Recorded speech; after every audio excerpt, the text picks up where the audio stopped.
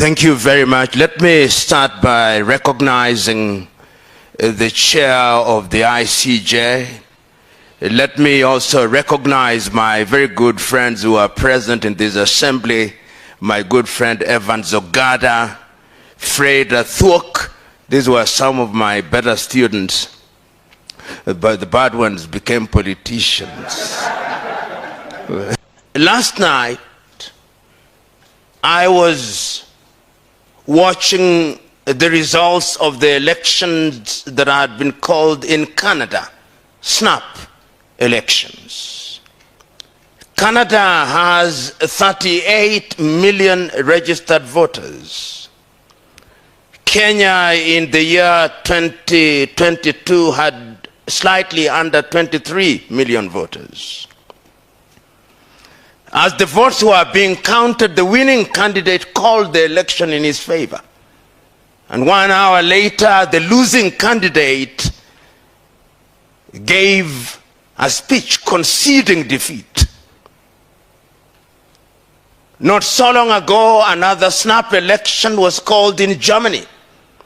Germany has 58 million plus registered voters.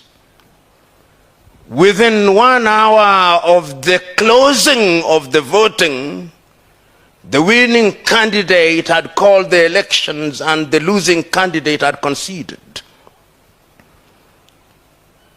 In our country, you would still be at Bomas of Kenya, deciding whether 1 + 1 is 2 or 3. We would have printed ballot papers whose cost is more expensive than our currency, and they would have been printed in Greece. We can't count. We have individuals who think that people representation is life and death, and they actually cause death, and we cheer them. We cheer them because they come from our tribes. We cheer them because they have bribed us.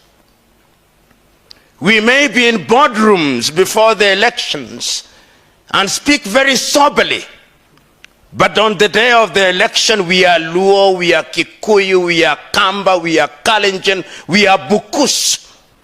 Until we liberate ourselves from that sad reality, we'll never earn the dividends of good governance.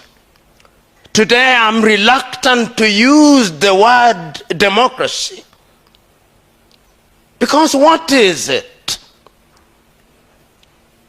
John Hendricks Clark, that great American, said that when African countries regained their independence, not a single one of them adopted a government system that is based on African traditions. We all adopted systems that were inherited from our erstwhile colonizers, and Clark says none of us will ever succeed on the basis of those systems. And I can't agree more. Look at Africa today. As I speak, Sudan. Look at Sudan. Look at Somalia. Look at Democratic Republic of Congo. Look at the entire Sahel. In Guinea, Doumbouya had to mount a coup d'etat. In Niger, they had to mount a coup d'etat. In Mali, Atimi Goita had to mount a coup d'etat. In Burkina, Ibrahim Traore had to mount a coup d'etat. In Gabon, Nguema had to mount a coup d'etat. There may have been successful elections in Botswana and in Namibia, but those are few and far between. We must interrogate this thing we call democracy. In Kenya, the people you call leaders Don't listen to them when they are in podiums in Nairobi. No. Listen to them when they are speaking in their mother tongue at funerals. When they are their true selves. They are Bukusus or Maragoli speaking Mulembe Nation, or they are Kambas, or they are Kikuyus, or they are Luos. Their political parties don't matter. That is why there is not a single presidential candidate that has contested an election after 5 years in the same political party. As I said before, the forests change, but the monkeys remain the same, with the same habits. And let me tell you, if you continue doing the same thing in the same way, thinking that will change, nothing will change. I now see individuals across the country congregating, and you call them opposition. These were individuals who were in the Moi government. They were in the Kibaki government. They were in the Uhuru government. What is new about them?